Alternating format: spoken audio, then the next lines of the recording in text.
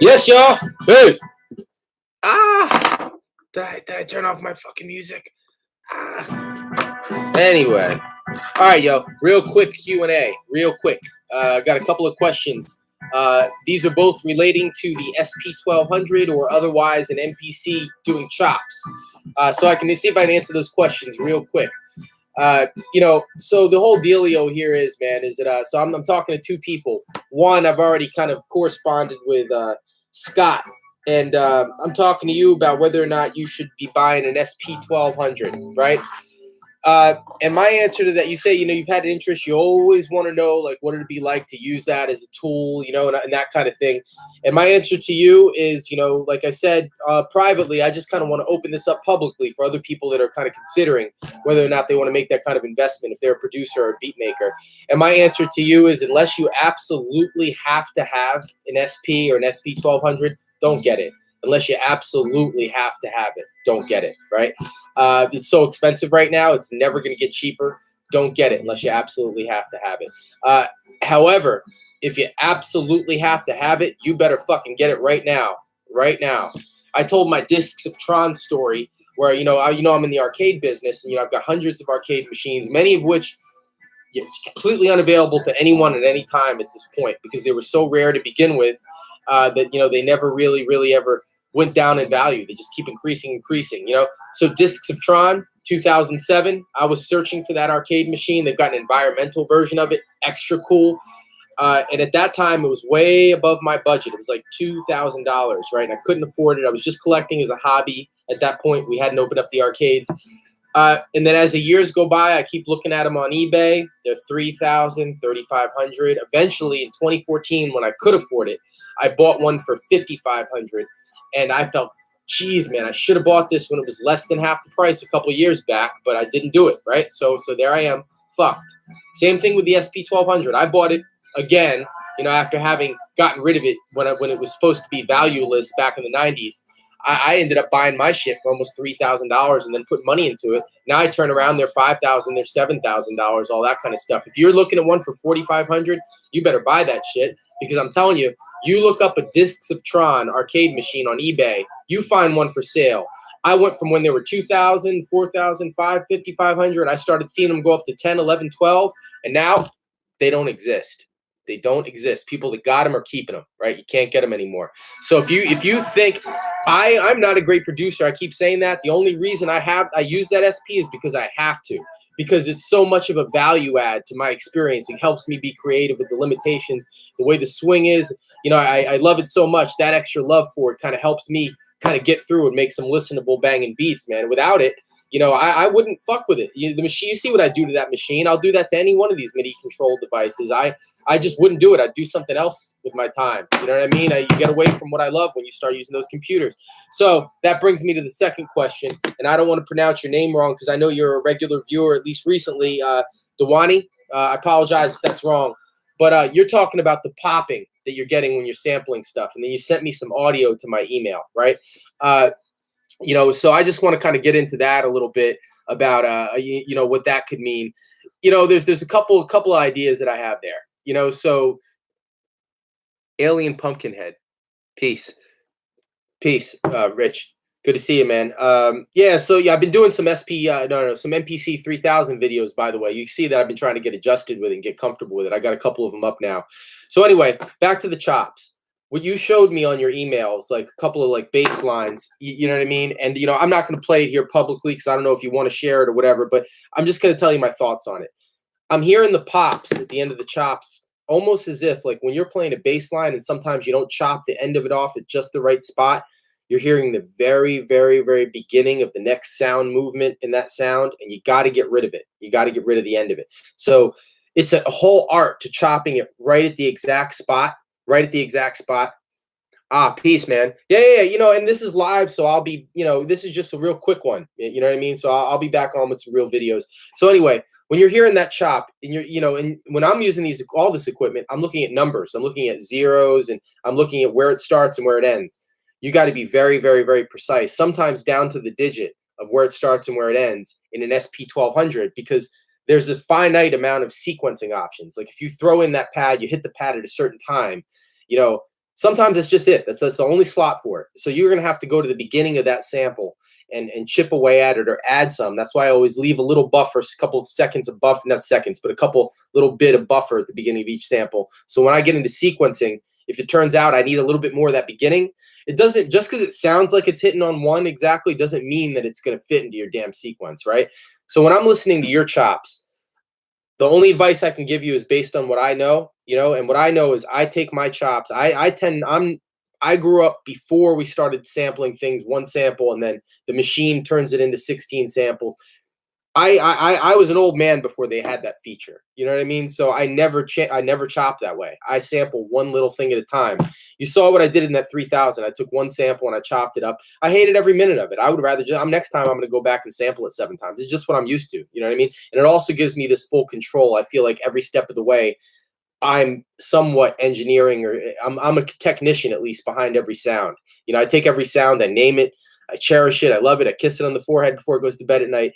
So with those little sounds, if you're just sampling one thing and seeing how it comes out in the pads, your next step is you've got to take every single one of those sounds. If you're going to do it that way, you take every single one of those sounds and you got to listen to them, and they start right to the end right. Leave enough room on either side of the sound to change your mind later.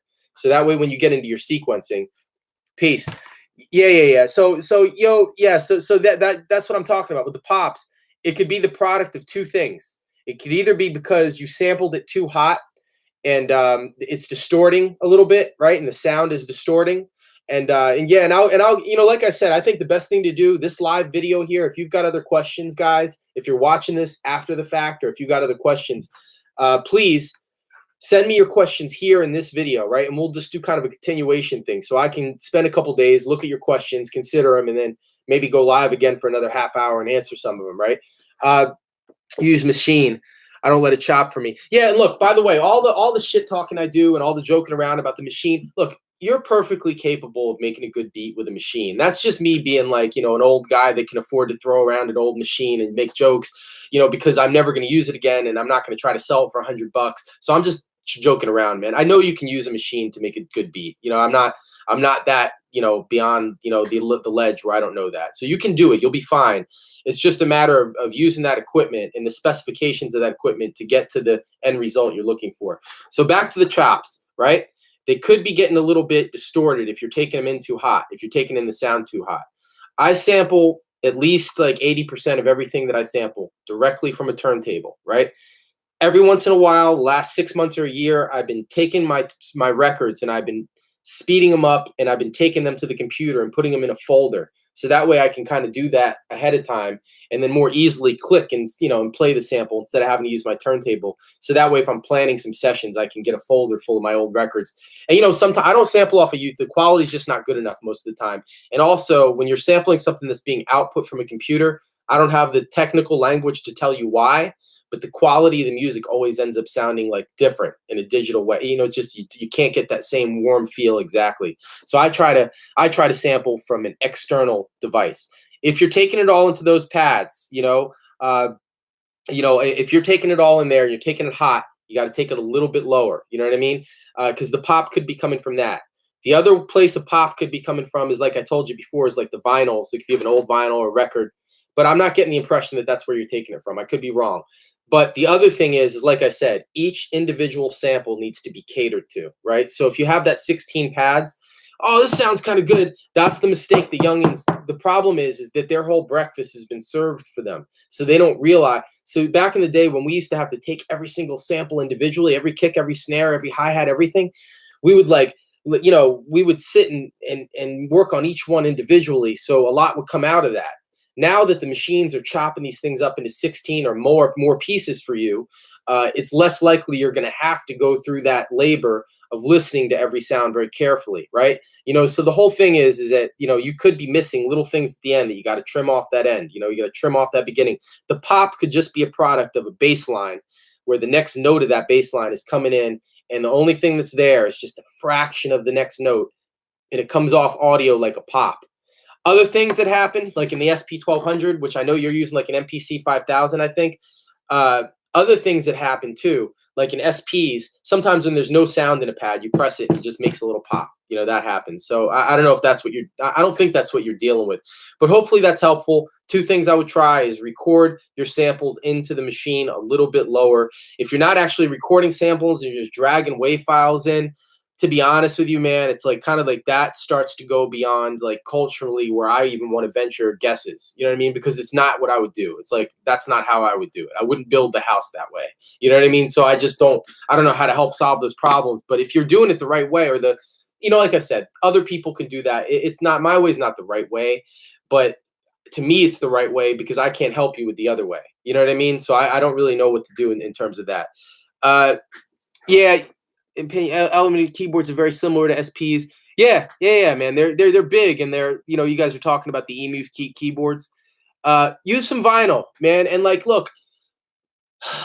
You remember that time just a couple weeks ago I did that video where I was using those crappy 45s?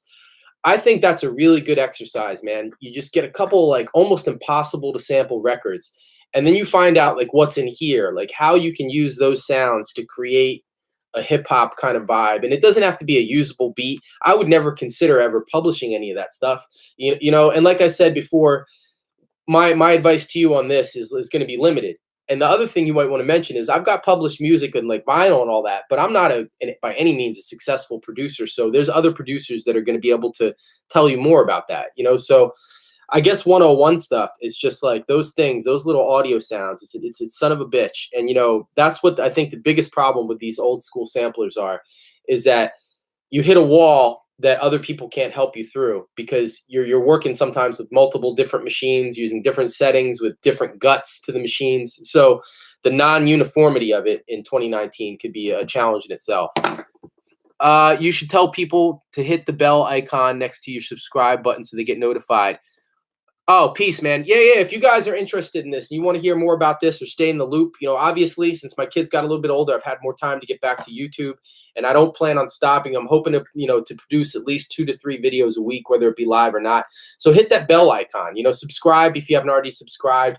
Like if you like. If I'm lying to you, hit dislike, man. I'm trying to be, genuine in everything I do here, from, my admittance of, my own, lack of complete abilities when it comes to general production to just be generally helpful. So I hope you're not disliking, but if you like it, let me know. Hit me with the likes, and I know people are paying attention and interested. If you have questions, throw them in front of me. I'm definitely going to look forward to it. And like I said, man, I've got a lot of videos on YouTube, from the 1200 and all that stuff from back in the day. I'm admitting it's very humbling, in your 40s to say, I'm looking at myself only a couple of years ago, and I was kind of being an asshole about, that purist vibe. I have it.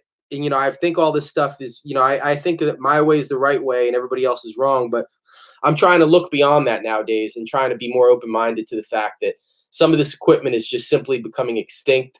And if there is a way to kind of influence people that are into this, that haven't heard of the old way of doing it, or, the old sensibility, then maybe, it could be positive if we talk about that, without limiting everybody who can't necessarily afford or access one of these old machines, So please let me know you're watching. Hit me with your questions, and I'll be back.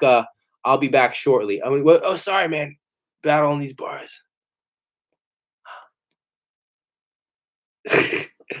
Quantize. I'm sorry, man. I didn't see. I'm just kind of talking, man. I didn't see your question. You need help with an arcade game. I want to add a coin slot. What should I use? That's I'll probably be able to help you with that, but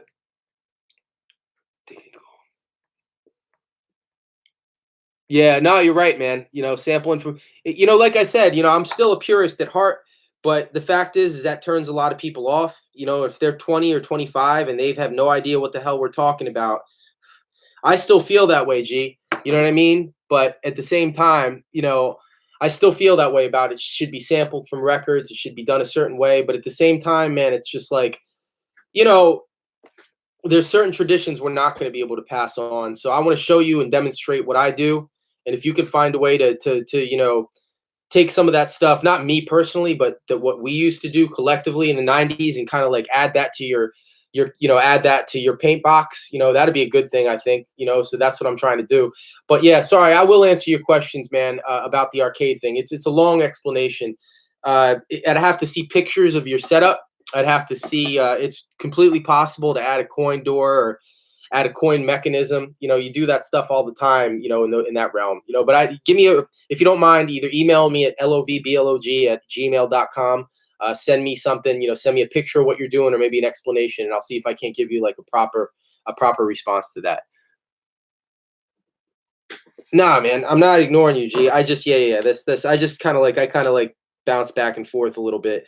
I just wanted to make sure that in this video I answered those two questions in particular, which was the popping and also the whether or not you should buy an SP-1200. MPC 2500. Yeah, it's SP-404. I've heard of that. Uh, Contact me at loveblog, lovblog@gmail.com. And that's my email address. How long did it take me to master the MPC 62? Well, my dad got one for our home studio back in like 1990, 91 or 92, 91. And as a kid, I would sit on that thing, I would sit on that thing like every single time I had a chance, right? So I can't really tell you. As a kid, you had a lot more time to deal with it, and so it wasn't mine personally. He bought it as like a studio MPC because people were bringing over their samplers. And by the time 91 rolled around, it's like, yep, sampling's here to stay. So over maybe a period of like 3 months, I started learning how to do a complete song in song mode, but it took a couple of years. And also, like I said, I was young, so I watched other people. And, I give credit where credit is due. Their names are DJ Twice, Jay Nice, Cool Diz D, who became a Trenton cop later, and they were in the group Soul Survivors, who later became the group Surviving Souls. And you can probably find some of their music that they recorded at my dad's studio online. It's really great stuff. Sometimes I feel like I'm getting sunned by a teenager because those teenagers were doing better shit than I can do today. So because they were real talented guys, man. And so I watched them. I watched DJ Father Ramsey. And some of the other guys that worked with him. I watched a guy named Norm. I watched a dude named Reggie Reg, who produced Courageous Chief's Warpath album. If you look at Reggie Reg, Courageous Chief, Warpath, just Google it. You'll see that these things are like 90s bangers, that we did out there in Trenton. I was able to watch those dudes. So because of that, I mastered the MPC 60, or at least got to a place where I was totally proficient very quickly, 3 to 6 months. But take into account the fact that I had a lot of help. I was watching people that already knew what they were doing. So it was in person, so it was easier to figure it out. Watch the video. He said it was so fast. Yeah, it's just LOVBLOG, love blog without the E and the word love @gmail.com. I've never used the Renaissance. I've used the S950 back in the day. And by the way, ahead of time, apologies in advance. My intention is definitely not to ignore anybody. I'm just trying to get my video done quick and answer as many questions as I can. But if I miss you, then please do me a favor and just leave me a comment, and I'll go back and I'll check it later, and I'll try to answer the question for you. That's my email address. I haven't used the Renaissance yet. To be honest with you, like the thoughts on the S950, that's like to me, that was like a staple, right? Right in the MP60 and let the S950 squeeze your titties, Red Man, peace, Chris.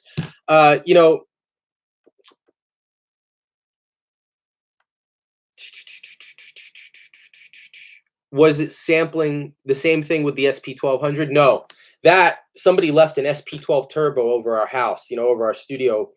Ramsey left his there, and I don't think he had a disk drive with it. I don't remember if he did or not. I was like maybe 14 at the time. It was already an ancient piece of equipment, because this is kind of a key thing, and I probably restate this again in another video, but I want to just be honest about how hypocritical we were back in the early 90s. Everybody, the only thing we wanted, those of us that had an SP-1200, the reason why we got 60s or 62s is because we wanted it to be cleaner. That was our main objective. It's not clean enough. It's too dirty. It's old. It's old school. It's old technology. We were welcoming clean, crispy sounds, with open arms back in the early 90s. We wanted it to be cleaner. We wanted it to sound like of the same level of quality as studio quality as like Whitney Houston. That's what we were chasing. We just didn't realize that once we got it, we weren't going to like it as much as we wanted. We go back to wanting it dirty again. We just, but our objective was to get it clean. You know what I mean? I don't have a MIDI map. I could always use one. I kind of feel my way through it. It's hard to say what I feel about lo-fi hip hop, man. It's just like, it's just in general, like, to be honest with you, man, if you look at my pictures, I was a little kid, like, loving this stuff. So as time goes on, since the late 80s, I've just watched stuff that we loved fall out of fashion and then suddenly become real popular again. I'm a little hesitant to totally embrace the whole scene of it. Just personally, like, I see like kids in their 21, 22, and they're walking around with fucking Walkmans. So I relate that to you asking me what I think of like lo-fi. It's like there's this trend that goes on about like, this old school nostalgic stuff, including lo-fi music. And what puzzles me about it is, man, were these kids that are doing this stuff in their 20s, did they even have nostalgia for a cassette? I know what a cassette tape plus Sony Walkman is, but did they ever walk around? It seems like they're claiming nostalgia from a lifetime that existed 15 or 20 years before they were born. So a lot of people that are doing this lo-fi stuff, it seems like they're kind of jumping on like, because to me, when I see lo-fi or I see cassettes, it doesn't seem like a trendy thing to me. It seems like some old shit. Like we're dealing with old shit, and same with lo-fi music. Uh, Peace, man. I appreciate all the compliments, man. Anyway, man, I only had a minute, and I'm definitely gonna be. Boom Bap gave birth to lo-fi. Yeah, of course. Yeah, of course. I mean, like the whole reason that existed was because the technology at the time, the sampling technology, we only had so much we could do with the technology at the time, and the best sound you could get at a certain time period were what these SP-1200s and these MPCs had to offer. They were literally at the cutting edge. It just so happens, as a byproduct of those being such popular instruments, this whole genre or sound of music that didn't exist before this digital sampling became so warm and it became a cherished memory to people. And sometimes cherished memories are not always are derived from complete quality, right? We eat McDonald's and shit like that. I mean, I'm a vegetarian, but I still drive by that motherfucker and think about being a little kid with the Happy Meal. So I think the lo-fi, to answer your question, the cassettes, all these things, it's like these warm feelings that people have are associated with lo-fi music. And I'm grateful that it's kind of becoming a thing again. I think that's great. At the same time, though, like I always warn people about, Dope Mighty Buddha Head, Speak of the Devil. That was done with the MPC 60 and the SP, by the way. That album, So if you go up and look at, by the way, if you look at my Bandcamp page, or even go to like iTunes or Apple Music or Spotify, my whole catalog from 1989 all the way up to my most recent project in 2019 is all available for free stream, on all those things. And if you listen to the early releases, before I started working with Tony D, as my producer, the first couple of albums, I was working with other people and doing it myself. You're going to hear a lot of that real gritty lo-fi music, as the baseline of the production. So that's definitely cool. Anyway, I appreciate the RIP Tony D, man. It's like, I don't like to like throw his name around. Like the other day when I was talking about the 2400, I just remember him as a person. He was very much like me, in the sense that he was very closed-minded to a lot of the new technology. Like I remember this story. I told this on a comment, but before I leave, I'll end with this story. And please leave your questions and comments so I can respond to you directly and give you answers. That's what I'm here for. I want to be a resource for people that are trying to kind of keep this thing alive. So you're not imposing on me. Anyway, so with Tony D, I remember I was about 24 years old, and I was like, I didn't get back to college till I was almost 21. And I was in my junior year of college, and I was like making beats on my 62. And it was right before I gave it to the guy who was going to take it away forever. I was going to let him borrow it, but he ended up like taking it away forever. But, anyway, so because at the time I had the attitude I'd never need the 62 again, because it was like 2003 or whenever it was, 2002. And I was like, fuck this old shit. I've got this MPC 2000 XL. So I buy this thing. I let the 62 go. And I called Tony D, and I'm like, hey, man, I got a 2000 XL. And at the time, he was still using a 1200 and MPC 62 as his two machines. And because he'd borrowed my 62 many times, and he was pissed off at me because I let mine go in case he ever needed a backup when his is in repair. And so I told him about the 2000 XL. And he was like, whatever, man. And so I go over his house. I drive up to his house, and now as an older person, he was in his 30s then, his late 30s. It wasn't very private. Like I was just showing up to his crib all the time, like a young guy, like, yo, and maybe he was busy, So I show up to his house with the 2000 XL, and I bring it in. And man, I'm telling you, he looked at that thing like it could have been like a refrigerator magnet or something. He just was so disinterested in it, because I think what it was is that these guys that, you know, I'm just a little younger than those people in their 50s that swore by these original machines. They just had a complete closed door to anything computer oriented or digital. Like I remember having to go over his place and help him get oriented into getting a computer to communicate with people like on forums back in like the early 2000s when we, the younger guys, had already been doing it 6 years. We've been on mp3.com, all that stuff. He wasn't interested in that in the least bit. And I think if you reach back and you see these dudes that are in their 50s, some of them have completely changed over and they're using all computer stuff completely decked out. And others are like me or like he might have been, which is just almost completely closed off to that stuff. And pardon self. High scores. Anyway, so yeah, so I think that the key here is that the machine and DAO is emulating the sound. I think that they don't do a good enough job to make it convincing to answer that question. But the overall message that I want to give here is not one of like discouraging young people from using the very cheap and available tools that are before you. This is your generation. If you look back 5 or 6 years ago, 7 years ago, you'll see that my opinion on this has changed a bit. You know, I respect your generation for not having had the benefit of growing up at the very, very peak of you know, sampling technology, you know, being discovered when all that passion was behind it. You know, the discovering we could use these old sounds and become artists with them. You're not living in that time period, and I was fortunate enough to have lived in that time period. So I respect the generational difference. I'm hoping the tone here could be that, you know, us, me, some others that are always commenting that seem to have a really deep background in this stuff, that maybe we can influence you guys to see our view of this, so that way you can bring along a little bit of it with you. Because, you know, I'm not getting any younger and neither is anybody else. And you know, so if you would look back on those 90s records, you know, because the truth of the matter is it does come down, whether you like it or not, to like a black-white music thing in some regards. The rock and roll fans, they're really good at carrying their legacies out throughout the years. They're really good at having teenagers 20, 30, 40 years later wearing t-shirts of the rock bands, their music and their accomplishments, their musical accomplishments years and decades later. And hip hop in general, you know, hip hop, black music in general has been less so successful with that, not entirely, but hip hop has been really bad at it, right? So everything from the way we make beats, the tools we use, the aesthetics of how the music sounds, you know, the boom bap, you know, let's make a little room in our awareness for that, please. You know what I mean? There's room for it. We've got crazy ass all types of hip hop coming out that's absolutely deplorable. You know, so I know that some people might not feel as strongly as I do about this, but you know, give us some room to talk. Give us our little voice here, because I think that what, you know, this conversation about lo-fi, these old machines, if you're interested in this, then that means you have some kind of a vested interest in seeing that this type of hip hop survive and carry on, and you might even want to be a participant in it, you know. And I want to encourage y'all to do that. And I never want to turn off anybody by, you know, being like a know-it-all and kind of like blindly criticizing all the tools you guys use. At the same time, I fucking feel that way. You know what I mean? I feel like all that shit's garbage. I feel like the computers are corny. I feel all that. But at the same time, I want to let y'all know that I do respect those of you that didn't grow up during that era.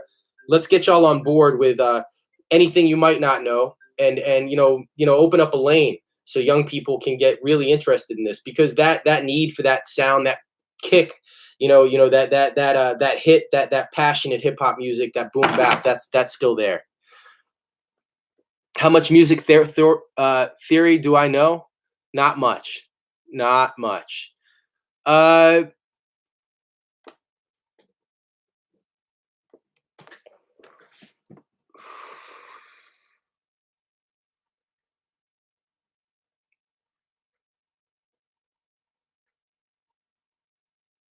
All right. So who can help me? Who can help me? Who wants to see me keep doing these videos? Tell me who can help me with technical stuff. Gold strings. Chris, how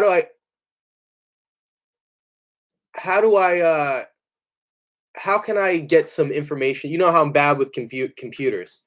How do I just fucking block people on site? I don't want any of the negativity in my cipher at all. If you're not going to be polite or respectful to me, in the spirit that I'm bringing towards you, if you're going to be a cocksucker, I want you fucking out of here, and I never want you back. All right, you can do that. Everybody who's a fucking cocksucker, just delete them. Everybody who acts like a cocksucker, delete them, because I don't want them in my cipher. You know, simple as that. It puts me in a bad mood. I'm trying to be positive and share some stuff, You know, I don't get paid for it, and I enjoy it, and it puts me in a bad mood. Yeah, just whoever's up there talking shit, just block them because I'm not bringing that energy to this conversation. I'm not bringing that. You know, so if y'all are bringing that, you're not welcome.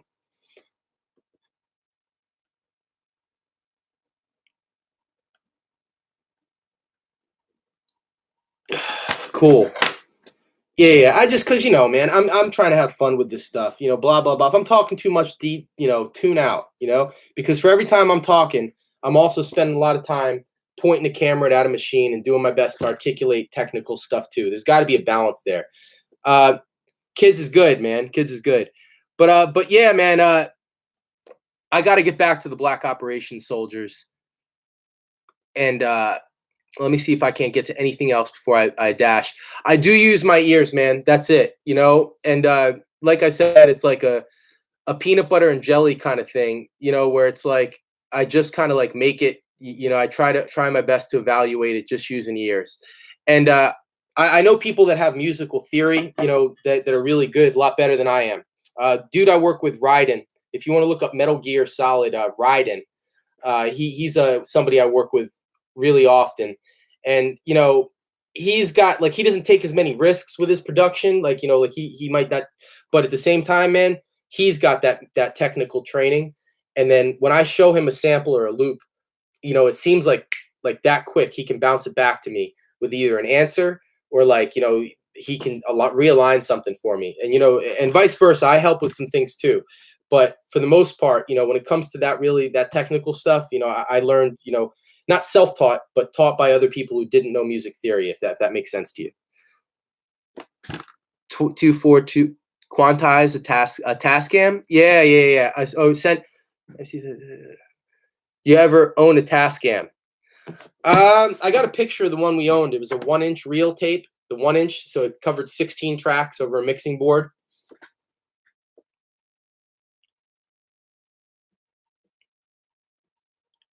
SP-1200 expert will make ill beats on anything. Skills are transferable. Yeah. You're absolutely right. I mean, you're well. I'll put it to you like this: like, you're not going to be any worse if you were a decent producer when you used an SP-1200. I want you to look at it like this: it's like a training camp, right? For those of you that don't have one, if you're forced to use those limitations, sound limitations, time limitations, functionality limitations, and you're able to do songs with that, it's kind of like once you start using something that has more options and has more freedom, you can choose if you want to set those same limitations for yourself. But if you're able to like do the work under those limitations, then you really should be able to do the work when the game opens up for you. Man, Raul, I that's a good question too, man, and I'm wrong about that a lot. A lot of times I quit before I'm done. I'll actually, sorry, I'll end with this last thing because people bring this up a lot about like these unfinished skits of people, others, myself, that do this online. They show you unfinished beats all the time. I put my finished stuff on SoundCloud sometimes, but the one thing I will say, man, is this has been a problem my whole life as a producer, and I think if I didn't have this problem, and I can't answer any more questions now because I got a jet in a minute, but please leave them so that way I can come back to them, and I will. As a producer, my biggest problem has always been something that I'm trying to get better at now. That a young person that could understand this issue and get past it, they'll be real fortunate. What I do is I do something that's it's a response to a lack of confidence, right? I take my best samples, my best treasures, the best ones, and I mark them and I list them, and I have vinyl records with them, and I take them off the vinyl and I store the sample like in a folder, and then I never touch them because I don't have enough confidence in myself as a drum programmer where I don't want to do something that's obviously taking away from the beauty of the original music. You know what I mean? I could loop it. I could make it knock and all that stuff. But because the music is so damn good and they did, I hear it and I respect it too much to fuck with it. And so as a result, some of the best samples that I've ever found, I've chosen not to touch them. Right. And so I've had them and I still have them. I got more, and I haven't touched them. And because the pressure of having to do a good job on a really, really great sample becomes too much for me where I stop having fun with it. And I don't take the risks I usually take in order to make a sequence sound funky. I'm afraid to touch it. If I could have gotten past that handicap like 20 years ago, because the outcome of that problem I have is I've watched year after year samples that I found get used by fucking, artists that are using them from just like commercial filth. You know what I mean? And these are samples that I had too much respect to touch them myself, and then I watched somebody else just defile them. You know what I mean? And I did that for a really long time. And now, now that I got this MPC 3000, I'm gonna have to start taking those samples out of the vaults and really, because I'm fucking 40s. What am I saving it for? You know what I mean? So I'm taking the samples out of the vault. The only thing that stopped me the last 10 years from doing that, 5-10 years, is because all I was working with really was that SP-1200. So I didn't have the time to really do this. I needed more than 10 seconds to really do it justice, So anyway, one piece of humble advice to any young producer: if you find a sample, don't rush into it, but hold on to that motherfucker for dear life, and cross-check all the internet to see if anybody else has used the meat of it first, right? Because the element of surprise nowadays, Psycho Les, all those guys, they were geniuses. I'm not trying to take anything away from them, but they were in a situation, man, where they were like, the whole world had not been discovered yet of like foreign records, all these Hispanic records, all this stuff. This stuff was all still fresh meat back then. You know what I mean? In the 90s and even early 2000s. And nowadays, you have to bend over backwards 3 times to find anything new.